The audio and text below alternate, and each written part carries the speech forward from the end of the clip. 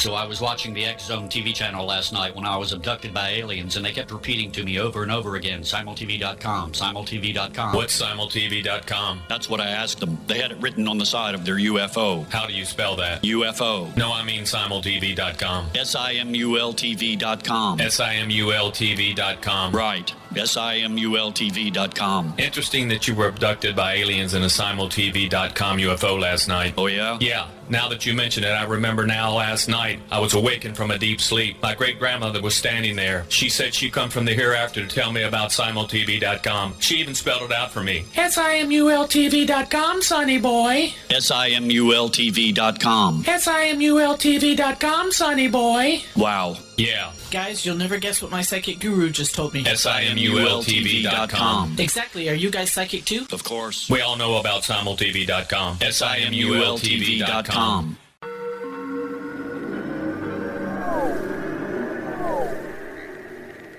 Roswell in the 21st century is a detailed re-examination of the Roswell UFO crash case. I have studied the evidence for more than 30 years, and I now put that evidence under a microscope in a cold case examination of the facts. These facts might not please everyone. They are based on my comprehensive investigation that took years to complete, but they do lead to the conclusion that whatever fell was not built on Earth. The best of Project Blue Book is based on the 22-year-long investigation conducted by the Air Force. But the book goes far beyond that, bringing in evidence that was uncovered long after Project Blue Book was ordered terminated. Using facts that were unavailable to the Air Force investigators, I was able to prove that the Air Force manipulated the data and drew unrealistic conclusions about the UFO sightings reported to them. My different perspective shows there was more to Project Blue Book than even the Air Force knew. Both books are available at Amazon.com.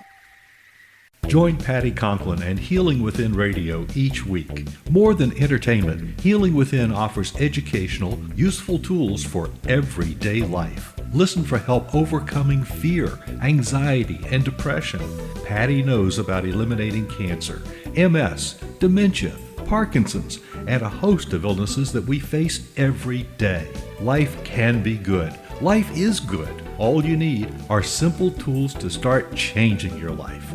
Start right now by visiting pattyconklin.com, PATTICONKLIN. No matter where you are in the world, you can work with Patty through Skype, phone, or in person, visiting one of her retreats in Georgia. Visit pattyconklin.com today or call our offices at 404-474-0086. That's pattyconklin.com or call 404-474-0086.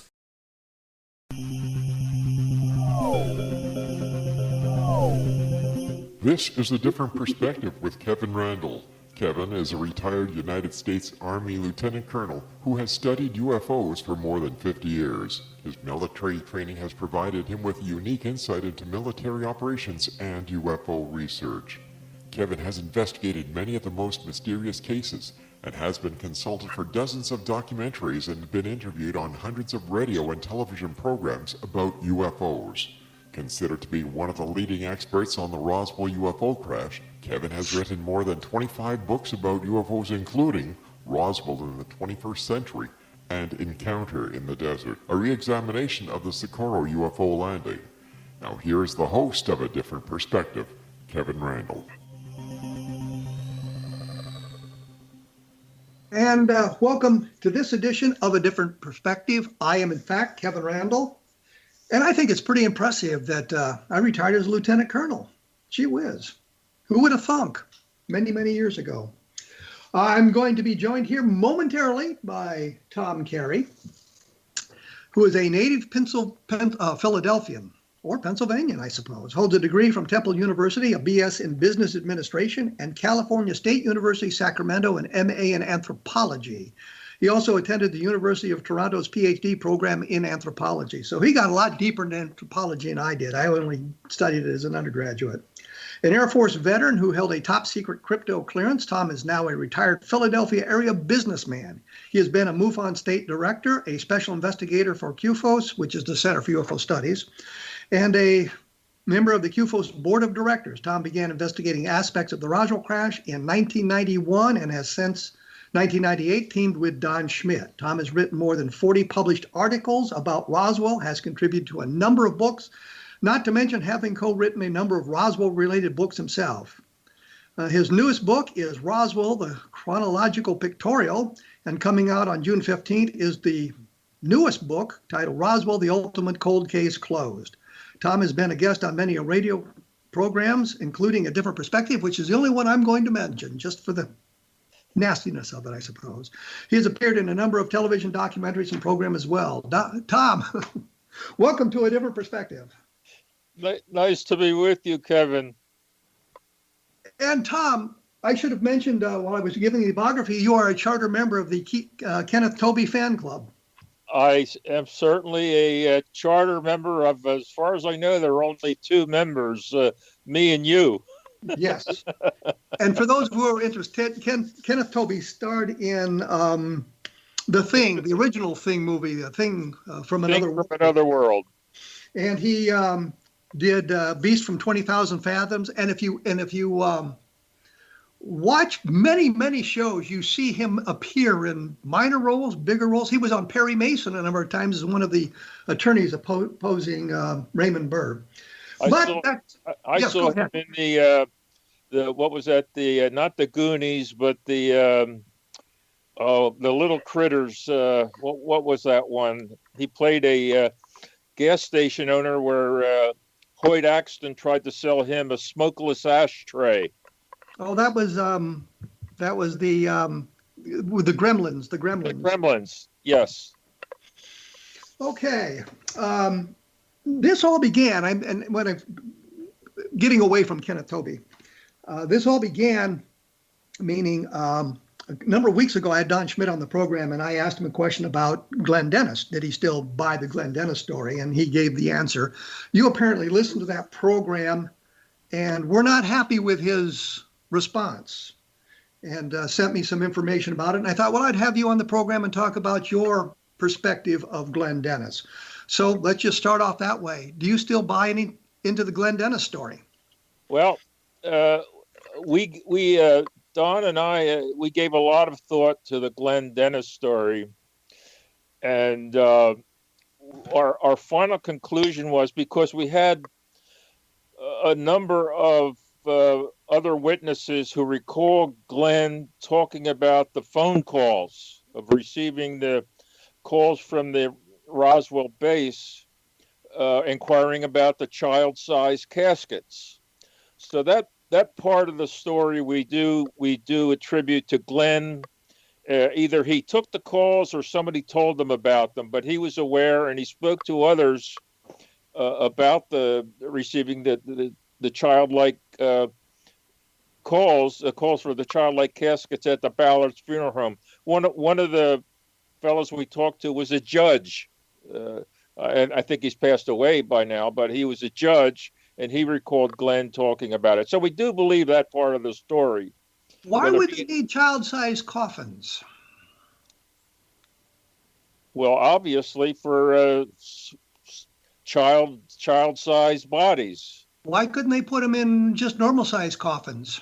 Because they're not going to bury them. They're using them to transport them. Well, you got me there. I don't know. That's what the story was. And the rest of the story was that he had that the Ballard funeral home's hearse that they used to carry during funerals, they would carry the body in a casket. The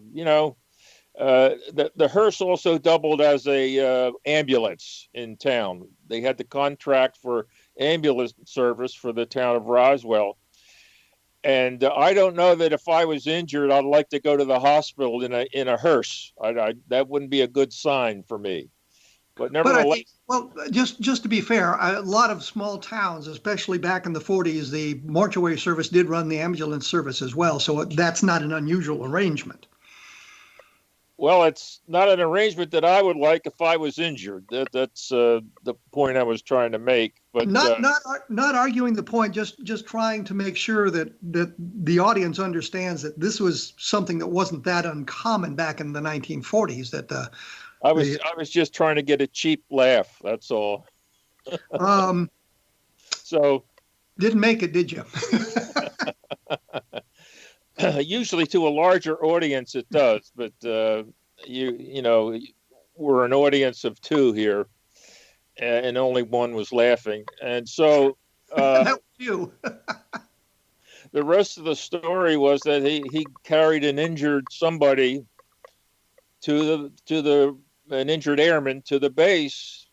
He picked him up and took him to the base, and while he was at the base, he encountered a nurse who was a friend of his.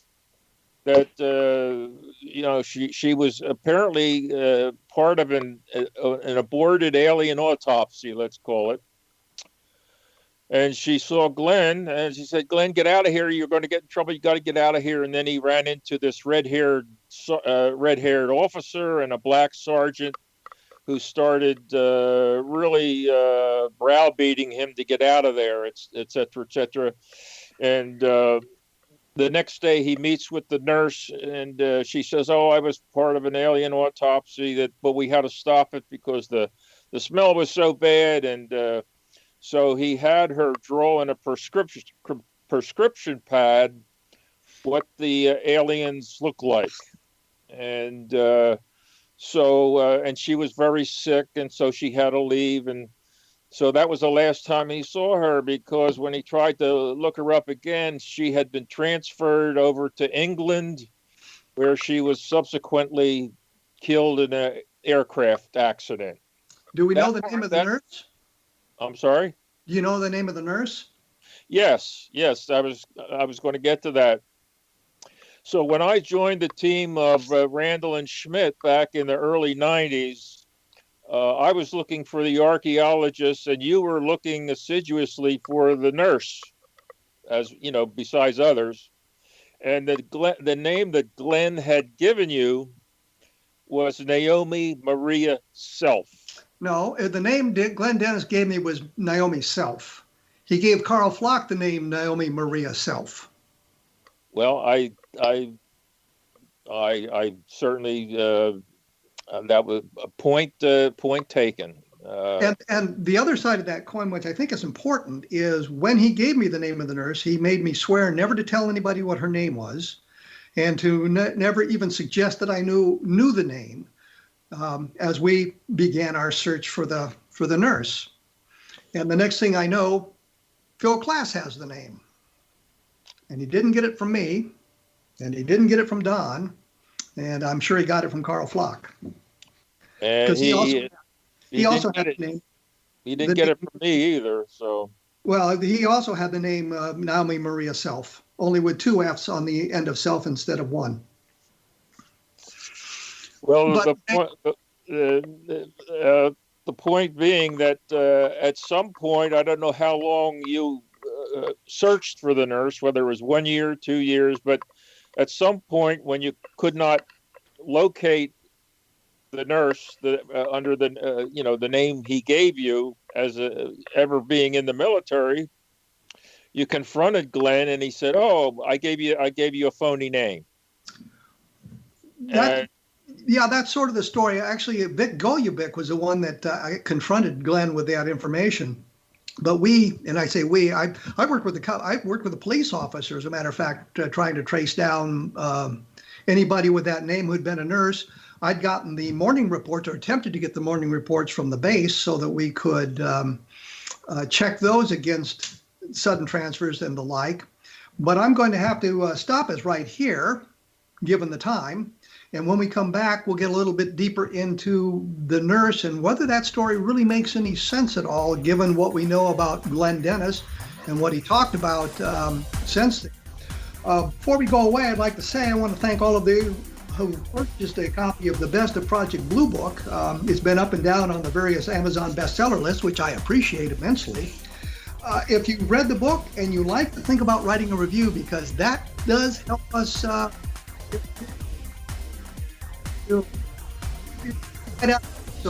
pick a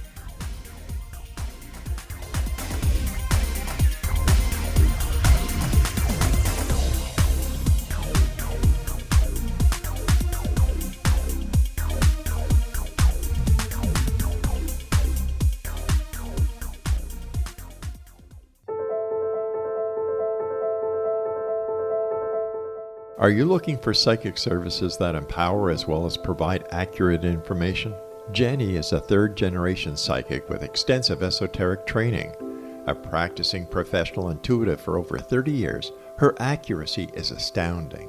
While most psychics can read what will happen to you if you don't change directions, Jenny understands the future is subjective. While there is a river of time we all traverse, that river has many waves, eddies, currents, and tributaries from which to choose. With Jenny as your guide, you can explore the many possible outcomes in the river of time and navigate your course to the one of your liking. Take control of your future.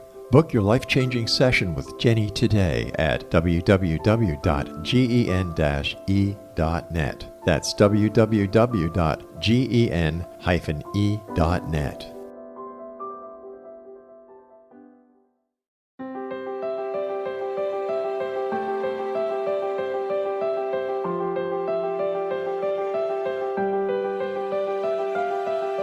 Mission Evolution is dedicated to the well-being of the planet and animals, as well as the evolution of humankind. One major factor threatening all three is increasing toxicity. Heavy metals and other environmental toxins are poisoning our bodies, deteriorating our brains, blocking our spiritual connection, and shortening our lives. Yet these poisons are extremely difficult to remove. I'm Gwilda Wiyaka, and I recently became aware of a product created from the marriage of nature and nanotechnology called Vitality. It's formulated from zoolite, whose crystalline structure binds toxins, gently carrying them out of the body. The light is only as clear as the window through which it shines. Clear your body, shine your light into the world. Visit vitalityhappens.com for a 20% discount. Enter code PATHHOME.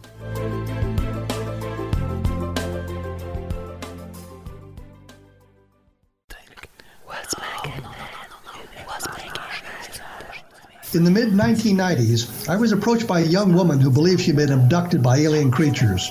In conversations, I began a journey that took me not into the world of interstellar travel, but back through time into past lives. Under hypnotic regression administered by a professional rather than describing abduction, Jenny, as she is called, begins to tell a tale of horror in 19th century London. Her unbelievable past life seems to connect with Jack the Ripper and other monsters of the past. Throughout the session, Jenny provides a rich detail of her past lives that links some of the most horrific killers in history to one another. Using the resources of a university library in the pre-internet's day, I was able to verify some of Jenny's claims. She has knowledge that wasn't readily available to a suburban housewife. Does this prove the reality of her tales? Conversations attempts to answer that and other provocative questions. Conversations is available at Amazon.com.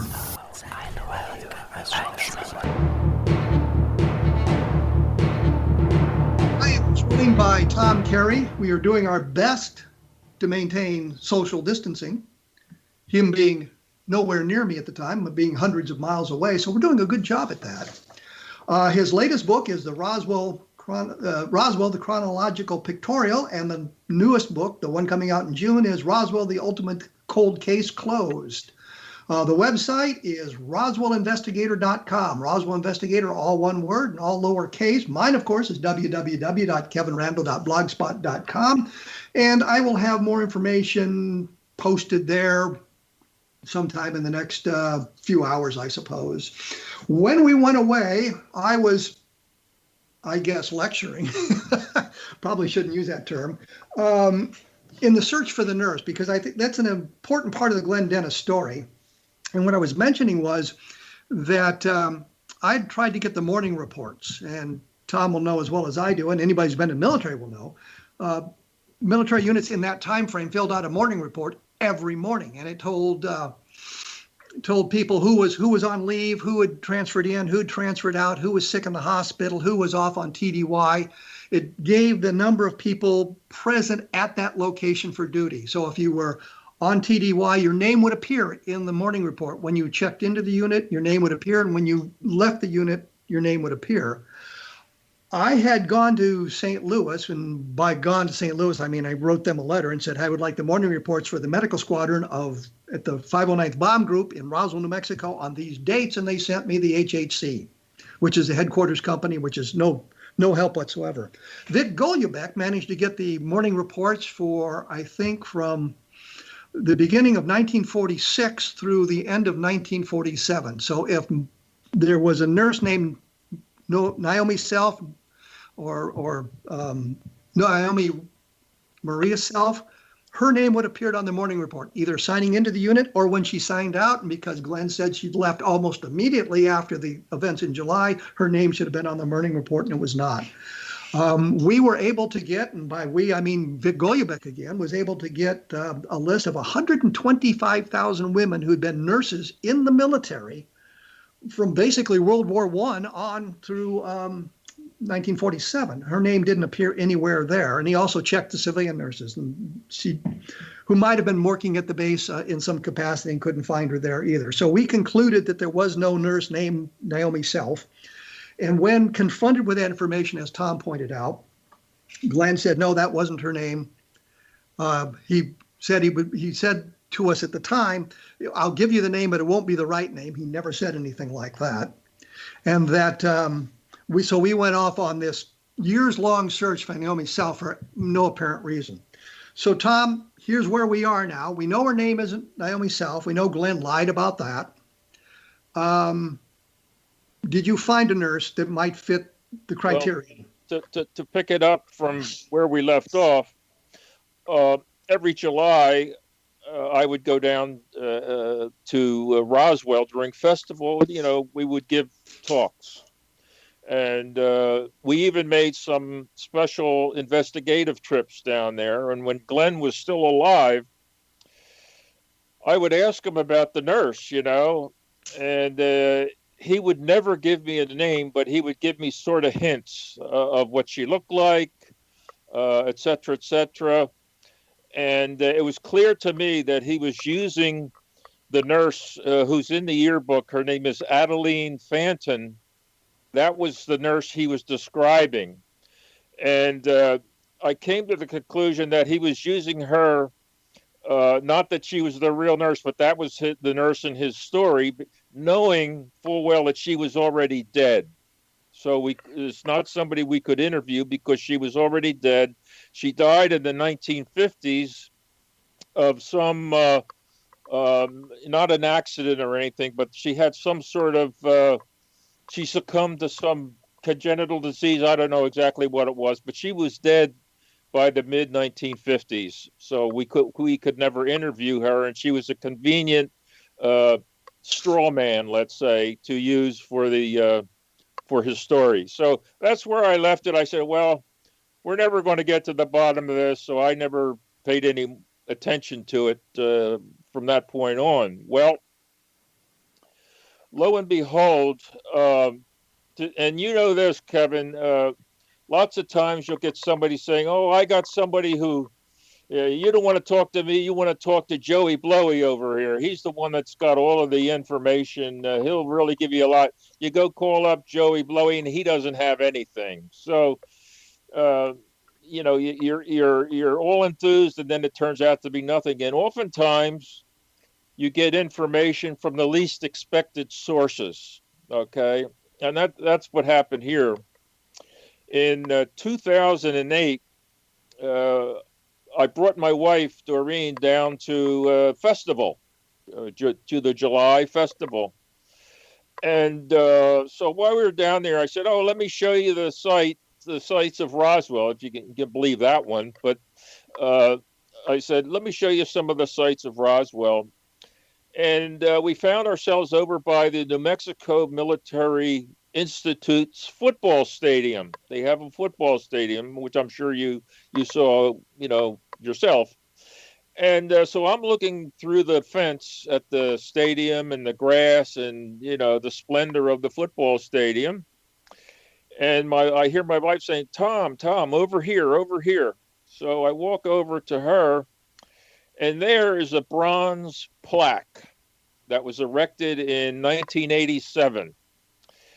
And on it was a name of football players. And the name that jumped right out at me was Roger Staubach. Well, it turns out Roger Staubach, before he went to the Naval Academy, spent a year at the New Mexico Military Institute. I never knew that, but he did. And looking at the names, it was the names of football players who had played at least one game at the New Mexico Military Institute football stadium and went on to play in the National Football League. The first name on the bronze plaque was a fellow by the name of Tom Brookshire, who used to play defensive back for the Philadelphia Eagles. He was a graduate of Roswell High School.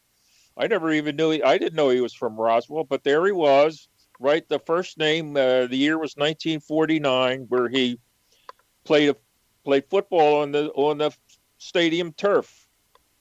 And I said, wow, I got to call him up when I get back home to where I live. So I go back home. It's a little after July 2008. So I call up Brookshire. He would have made the Hall of Fame, believe it or without a doubt. He would have made the Hall of Fame, the NFL Hall of Fame. But he broke his leg in mid-career. He had a compound fracture of his tibia. That's the big bone in the leg, and it ended his career. So, but he started this all sports talk radio program in Philadelphia, the first one of its kind in the city, 24 hours sports talk. And he was the founder of it. And he's in the Philadelphia Broadcasters Hall of Fame. He didn't make the NFL, but he made the Philadelphia Broadcasters Hall of Fame. So I called up Tom, and I said, I understand you're from Roswell, and do you remember the Roswell crash of 47? He says, oh, yes, I remember it well. And he was 16 years old at the time, and he remembered the base went into lockdown. His father had a service station on Main Street in Roswell, so they got to know a lot of the airmen who would fill up their cars with gas or have them serviced at his father's gas station. And Tom Jr. would often, help his father out by pumping gas. So he got to know a lot of the servicemen. Well, when the incident happened, he said the base went into lockdown and nobody was going in or coming out that he could see. And that when the lockdown was over, the airmen whom he knew wouldn't talk to him anymore. They would come in, for the car servicing and the gasoline, but they wouldn't talk to him anymore. So that was one thing he knew. He also got to handle a piece of the memory metal. It's a long story, but I'll just cut to the chase there. He got to handle a piece of the memory metal. So does this have anything to do with the nurse, or is this just an interesting coincidence here? This is leading to the nurse. Okay. Leading to the nurse. Okay. So I said to end the phone call, I said, do you have any leads for me, people I can talk to? So he gave me the lead of this fellow who was 18 years old in 1947, and he ran a big crane. He was a crane operator. And so we brought him in to the museum. The next year I was down there, I brought him into the museum. I had called him up and said, oh, yes. I want to meet you in person. So we put it off to the next year. Tom, let me interrupt you there because I got to take a break. And when we come back, we'll talk about the crane operator, how we get back to the nurse and all of that stuff. I did want to say that there are some other fine programs about the paranormal on the X Zone Broadcast Network. That's XZBN, or for our pals in Canada, xzbn.net. So take a look at the listing on the X Zone website, and I'm sure there's going to be something that will spark your interest. And as I say, take a look at my blog at www.kevinrandle.blogspot.com. And while I'm giving out all this information, let me mention once again, it's for Tom Carey's website. It's roswellinvestigator.com, all lowercase. When we come back, we'll talk about the crane operator and what he knows and how we get back to the nurse. We will be back right after this, so please stick around.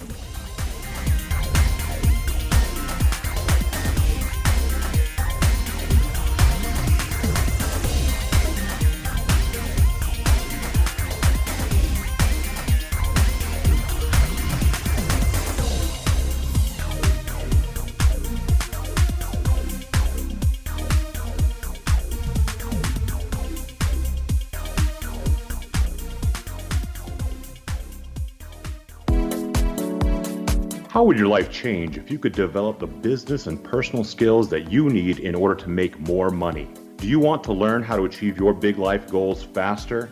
Then go to findhiddenmoney.com and get the Goal for It online course. The course teaches you how you can set and achieve your biggest goals while completely overcoming the roadblocks to your goals so that you can realize your dreams and imagine more success. Go to findhiddenmoney.com. If you are looking for a safe, zero-calorie natural option to the harmful artificial sweeteners on the market today, Just Like Sugar is what you're looking for. Just Like Sugar is a wonderful natural alternative for those health-conscious people who choose a calorie-restricted diet with a great, pure, sweet flavor that tastes just like sugar. Just Like Sugar is a great natural option for people suffering from diabetes and may be useful in restricted diet programs where standard sugars are not allowed and does not cause a laxative effect of some other sweeteners. Just Like Sugar comprises a perfect blend of chicory root fiber, natural calcium, natural vitamin C, and Just Like Sugar's sweetness comes from the natural flavors from the peel of the orange. Just Like Sugar is a natural alternative to harmful artificial sweeteners and will change the way that you believe all natural sweetener products taste. Just Like Sugar is available at your local Whole Foods markets, Wild Oats markets, Henry's, Sun Harvest, and many other fine natural food stores in the U.S., Canada, and worldwide. Audience. If you have seen a UFO, had a close encounter, seen a ghost, Bigfoot, lake monster, or a story that you would like to share or have investigated, contact me, Rob McConnell, by sending me your email to xzone@xzoneradiotv.com, or you can call toll-free 1-800-610-7035, extension 143, and on Skype, X-Zone Radio TV. For more information on the X-Zone Radio TV show with yours truly, Rob McConnell, visit www.xzoneradiotv.com or www.xzonetvchannel.com or simultv.com and xzbn.net. Until next we meet here in the X-Zone from our broadcast center and studios in Hamilton, Ontario, Canada, always remember, X-Zone Nation, keep your eyes to the sky and your heart in the light.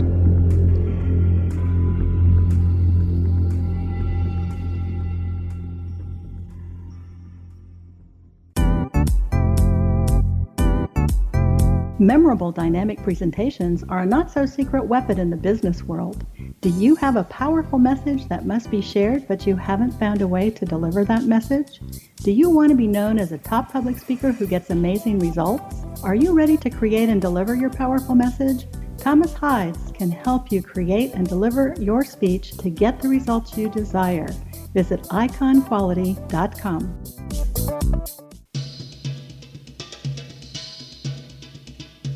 I am with Tom Carey. We're going to be talking about the crane operator, which will get us back to the nurse in just a moment. But I did want to say one thing. And is those of you who pay attention to the program, you know, in the last couple of weeks, I've talked to a couple of guys who talked about Flight 19 from the Bermuda Triangle. Well, next week, I plan to do a retrospective on that whole thing and bring it all together so we'll understand where all the theories are and what all the information is and how it all fits together.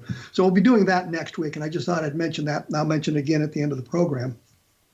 As I said, when we went away, Tom was telling us about a crane operator that he learned about from a former football player, and it'll get us to the nurse. So, Tom, yes, got the microphone. Get us to the nurse. Okay, so the name of the crane operator, his name was Jack Box, and he looked like Ray Nitschke's brother. I mean, this fellow, he was in his late 60s when I interviewed him. He came in with his wife. I thought it was Ray Nitschke, and so. I get his story, and he says, oh, by the way, our daughter knows who the doctor is. I said, the doctor? What doctor? He said, well, the doctor that was called out to the base when the bodies came in, the little fellas. And this was totally unexpected. He says, I know she knows who the doctor was. So the daughter lived in another town, so we rung her up on the phone, and I put my recorder right up to the phone and interviewed his daughter. And here's her story. She said, my boyfriend he's a salesman for medical hardware, things like stethoscopes and all that stuff. He was in the certain area, in the western area, he sold medical devices to doctors. And one of his clients was a doctor, still is, by the way, in Roswell. And she gave us the doctor's name. And the story was that he was called out to the base hospital when the bodies came in. He was told this by his client doctor. So I said, "Are and you're listening to her, and Kevin, you can tell you interview so many people, when they're lying and when they're telling you what they believe." So I hung up, had the story, and I have a photocopy of the Roswell City Directory.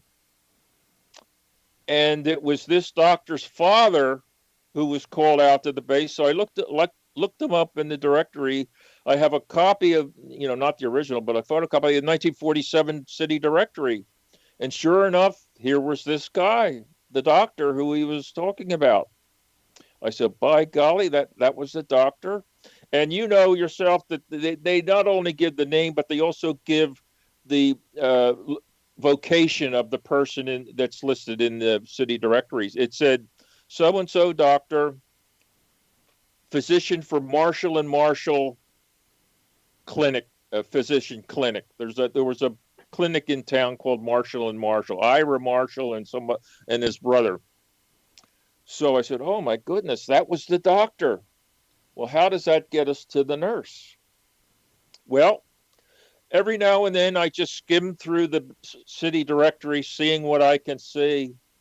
And lo and behold, I come across this name of, all I could see was embalmer Ballards and Ballards. So here's the name of somebody who was an embalmer at Ballards and Ballards. But not Glenn Dennis. And it was not Glenn Dennis. Who was also an embalmer at Ballards in 1947. Yes. He was not a mortician. He was an embalmer. And okay.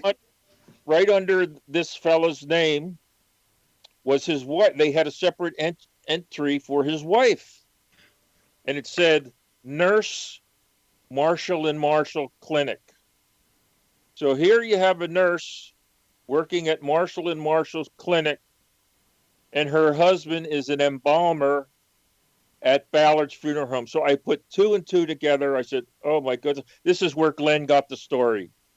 Because I had it confirmed to me by someone else that yes, Dr. So-and-so was called out to the base, and he took Mrs. So-and-so, the nurse, with him. But here's a question. Why would the Army need a civilian doctor to come to the base? I don't know. Because they would have had fully qualified physicians at the base. I don't see any expertise a civilian doctor could bring to the base that they wouldn't have had. Or if they needed some civilian expertise, they couldn't get it from another base, another military person. I don't understand why they'd bring a civilian in. Well, I don't know. 73 years later, I don't understand either. So I called up the son, who's a practicing physician still in Roswell, right? You had father and son, both doctors. The son is still practicing in Roswell. I call him up, and, you have to sort of butter him up, hi, blah, blah, blah, blah, blah, blah. And so I asked him about his father, and there was, and the Roswell case, and there was a long pause, like, okay, what did I say here? And so I'm assuming he's trying to think up an answer. He says, "Oh, he wasn't in Roswell in we didn't arrive until after that." Well, I'm looking at the city directory for 1947, which, as you know, would be mostly 1946 data. They would put those things together, and it's mostly 1946 data, and there's his father's name. So he lied to me about that. So my conclusion was that the story is true. But you never talked to anybody who had direct knowledge of the craft and the bodies. It was all somebody told somebody something else. It's sort of a friend of a friend story. I'm just saying this is the best we can do. And I putting two and two together. If you don't believe that part of Glenn's story, this is my mind. Well, I can tell you how my mind worked. This is in my mind how he got the story, because his wife certainly would tell his husband, and the embalmer, Glenn's buddy embalmer, would tell him, and that's where he got the story. But what does this say? And this is going to be a really far out question. What does it say about the reliability of Walter Hott? Because Walter Hott must have known that. And yet Walter Hott's the one that gave us the name Glenn Dennis. We didn't find Glenn Dennis. I remember sitting in Walter Hott's living room, and we're talking to him about it. And he said to me, I know the name you're fishing for. It's Glenn Dennis. We get Glenn Dennis from Walter Hott, but Walter should have known whether or not Glenn Dennis was directly involved in this thing. Doesn't that sort of undermine the credibility of Walter Hott indirectly? Walter Hott, to us, Walter Hott was a fine gentleman. He's the guy that you want. If you have a club, he's the guy you want to be the president. And as far as we're concerned, he must have promised Butch, Colonel Blanchard, that he would never talk about this. And so I knew Walter for 20 years, and I always felt that he was holding back. I gave the press release, and how could that be your only thing you know about it? He's right in the eye of the hurricane, and the only thing he would admit to was carrying the press release around to the 4 media outlets in town. And you have to think, my God, you mean you didn't care what was going on around you? And he just wouldn't answer. But we caught him one time, and we said, Walter, how big did Butch say? Because by that time we had interviewed people who had seen Walter with carrying, a piece or two of the wreckage. He had been to the big hangar where all the wreckage and the bodies were originally taken. He had seen all that, according to other witnesses who were there. And so we said, hey, Walter, how big were they? And he stuck out his right arm at shoulder length, about 3.5 feet off the floor, and without thinking, to tell us how big they were. And then he caught himself, and oh my God, what am I doing? So we knew he knew way more than he was telling us. So what we did, this is now 2002, is we put into a sequence of statements what we believed Walter knew firsthand. And we said, Walter, we know you're not going to come clean in we know you're not going to break your vow with Butch about not saying anything beyond the press release. Here's something that we put together, that what we believe you know or participated in. Look at it with your lawyers, your wife, your family, whatever, and we would like you to sign it as a sealed statement to be opened after your passing. Let me break in there, because it's time once again. I'm talking to Tom Carey. We're talking about Roswell. I think we've ended with the nurse without really getting any good information about that. I mean, firsthand information about that. The book is Roswell, the Chronological Pictorial. My website is www.kevinrandle.blogspot.com. My take on the Roswell case is in Roswell in the 21st century, and it is an examination of all that. I will be back right after this with Tom Carey, so please stick around.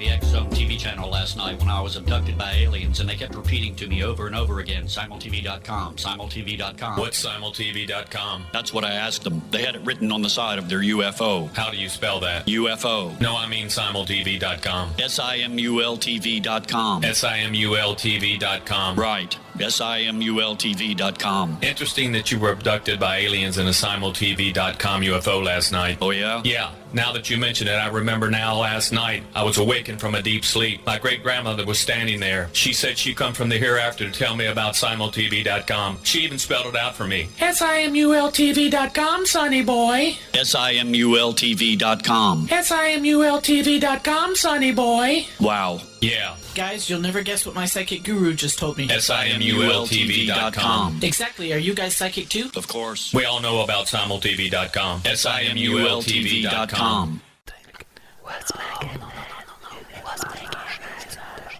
In the mid-1990s, I was approached by a young woman who believed she'd been abducted by alien creatures. In conversations, I began a journey that took me not into the world of interstellar travel, but back through time into past lives. Under hypnotic regression administered by a professional rather than describing abduction, Jenny, as she is called, begins to tell a tale of horror in 19th century London. Her unbelievable past life seems to connect with Jack the Ripper and other monsters of the past. Throughout the session, Jenny provides a rich detail of her past lives that links some of the most horrific killers in history to one another. Using the resources of a university library in the pre-internet's day, I was able to verify some of Jenny's claims. She has knowledge that wasn't readily available to a suburban housewife. Does this prove the reality of her tales? Conversations attempts to answer that and other provocative questions. Conversations is available at Amazon.com.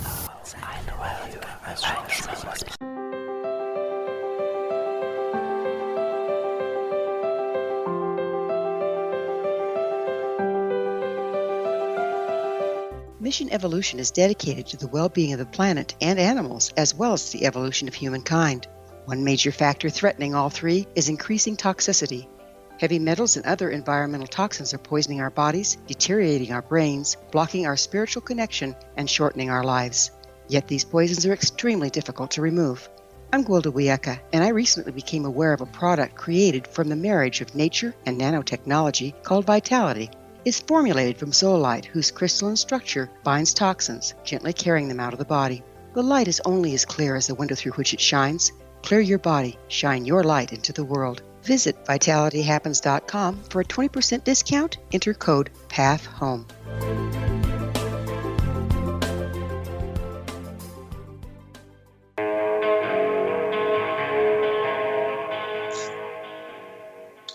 I am still here with Tom Carey. We are still practicing social distancing because it's the thing to do in today's environment. We were talking originally about the Roswell nurse. I diverted the conversation into Walter Hott because I thought that the fact that Walter Hott gave us Glenn Dennis might suggest something about the way this whole investigation transpired. But the one question that we didn't really get answered here is, we don't really know who, you speculate about the nurse, but you don't really know exactly who it is. I do know and this is where I'm trying to build the suspense, Kevin. I don't have time for suspense. I need to get right to the nurse. Well, that's what it is. We do name the nurse in our book, the Chronological Pictorial. We do name the nurse. So that's why I didn't give the name here. We want you to buy the book. So, obviously you didn't talk to the nurse? No, they're both gone. They're both gone. And they had a son. They had one child, a son, who had an odd name. And I located him, and he denied that he was their son. So why would he do that? He would deny that he was their son. The age, the sound of his voice sounded the right age in his 70s, and there was only one in the country with that name. So he denied that he was their son, and they moved to Albuquerque right after the incident and lived there for a number of years. But they're both gone. And So really what we have here is a bunch of speculation about who the nurse may have been, and Glenn Dennis may have known her name, but we really don't have anything to document that. We have no real evidence of that. There's no name. Her name is not on any call sheet or anything like that. It's connecting dots. It's connecting dots with a 73-year-old case. We have to do that. And they were both gone when I located got this information. In fact, Tom Brookshire died 2 years after I interviewed him. Nobody knew he was sick, but he died of gallbladder cancer 2 years after I interviewed him. So, when you get a disconnect, the phone's no longer in service in this sort of business, that they're gone. So. That's why we wrote the book, The Ultimate Cold Case Closed, which will come out next month. That 99% of them are dead now, of the first hands, and there may be some out there that we don't know about. But the point, Tom, is that Glenn Dennis was spinning a tale. The second part, we believe he was spinning a tale. Yes. And that's kind of what Don Schmitt said, and I agree. I mean, Glenn Dennis clearly was not involved in this at all. And but so beyond the phone calls, we believe he was not involved. Yes. I don't think he even got the phone calls because congratulations. He may have overheard the phone calls, but he didn't get phone calls. I think his whole role in it was. We don't know. We don't know. Maybe he received them. Maybe he didn't. We don't know. And that's the whole point, where we got off on. And that was why I've abandoned the Glenn Dennis story a long time ago, because there just was no way to verify much of anything he said. And it was wrapped in this ball of fire. We had other witnesses who recalled in real time Glenn talking about the phone calls for this child-sized caskets. We do have corroboration for that. Whether he received them himself or someone else in Ballard's and told him about them, we don't know. But the phone calls were made and received at Ballard's. But you really can't prove that either. What do you by what? All we have is what I'm saying is, and it's the problem with the Roswell case. All we have is this testimony. It's a witness case. It's a witness case, Kevin. It's a witness case. I understand that, Tom, but what I'm getting at here is this missing nurse story has diverted attention for so long, and we've really got nothing there that we can hold up and say, this is it. We've gone through Naomi Self. We've gone through Fenton. Now we've got a nurse at the Marshall and Marshall Clinic involved in this thing. And it just is kind of a friend type story. And we have, you didn't even get a chance. And I understand the problem with that it's, as you say, more than 70 years old. So finding a firsthand witness who was a trained nurse or a doctor from that time frame is going to be impossible, given the ages they would have been in 1947. But the point is, we really have no firsthand testimony that we can rely on. You can rely on a witness, or you cannot rely on a witness. It's up to you. No, my point is, you have no firsthand testimony of somebody who saw when we get to the Glenn Dennis story, we really have no firsthand testimony of anything there. It's all hearsay from one person to the next person. Well, certainly in a court of law, hearsay is not admissible, unless sometimes, I guess, in support of firsthand testimony. I'm not a legal expert, but I think that's what it is. There are exceptions to the hearsay rule, but that's for lawyers to argue about. But I guess all I'm saying here is when we're looking at the Glenn Dennis testimony, the Glenn Dennis story, we've caught him in any number of lies about his role in this story, including. Yes, we have. That's why we discounted the second part of his story, but we have testimony from other witnesses, including a sitting judge, that he recalled Glenn talking about the phone calls about the child-sized caskets, And whether Glenn received them or he just heard them from another embalmer, somebody else at Ballard's, we don't know that, but the calls were made by the base and received at Ballard's for child-sized casket. Glenn, whether he invented that part of the story or is just repeating something else, we know that part of the story took place. As far as the nurse, we don't believe Glenn's story, but we believe he heard it from somebody else and inserted himself into that. As you know, that's a very difficult thing. You know, when you have someone who was there but maybe didn't really participate, but knows all of the atmospherics going on. It's they're tough witnesses to discern whether they're telling the truth or not. But we do. I myself, all I can tell you is what I believe, having interviewed these people, is that there was a nurse that they called her doctor out from Marshall and Marshall Clinic, and she went with him. And that story somehow, we believe through the nurse's husband, got to Glenn Dennis, and he assumed the story as himself and told it as the second part of his story. So, but shouldn't the story kind of be reduced to a footnote in the Roswell case?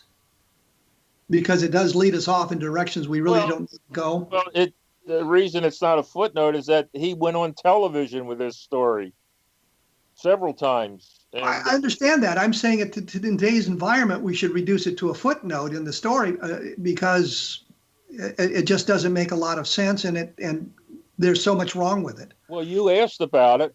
You know, maybe it is a footnote, but you asked about it, so I'm telling you how we went forward on this. And the point was that sometimes we get our information in a circuitous way. Understood, Tom. Understood. I'm just suggesting. I don't know the point you're making here. This is how we get information on a 73-year-old case where all the primary people are dead. So, you can accept it or reject it. I just tell you what happened and how circuitous it was. It started with a trip to Roswell with my wife at the football stadium. And that's I'm impressed that you got to the point you got to. I'm just saying that when we boil it down to its essence, we don't have a lot to hang our hat on there, and that maybe we should concentrate on other aspects of the tale now if we can find something that is a little bit more solid. No, I've left the nurse case in the rearview mirror some time ago. I mean, I haven't. In fact, it took me a while to recount my steps so that the way we, arrived at this story. I spend zero time on it now and for the last couple of years. Like I said, I interviewed Tom Brookshire in 2008, which is 12 years ago. Well, let me interrupt you here, Tom, because I have to. We're out of time. I've enjoyed the conversation. Enjoyed getting the information. I appreciate your taking time to chat with me today. The book is Roswell, the Chronological Pictorial, and coming up in June is Roswell, the Ultimate Cold Case Closed, where the name of the nurse will be revealed. Thank you, Tom. Thank you, Kevin. My pleasure, I think. Next week, as I said, I will be talking about Flight 19, the Flight 19 wrap-up, and from the points of view that I was able to gather in my investigation and what we learned about the empty grave at Arlington National Cemetery. Coming up after that, I'm going to talk to Nick Redfern, and coming up in June, I'll be talking with Don Schmitt about Len Stringfield and his contribution to the crash retrieval research that's been going on now since Len Stringfield revitalized it. Once again, I want to point out there are some other fine programs about the paranormal on the X-Zone Broadcast Network, so go to the website, take a look around. And if you enjoyed this program, tell people about it, and I will chat with you again in 167 hours. So thanks for stopping by.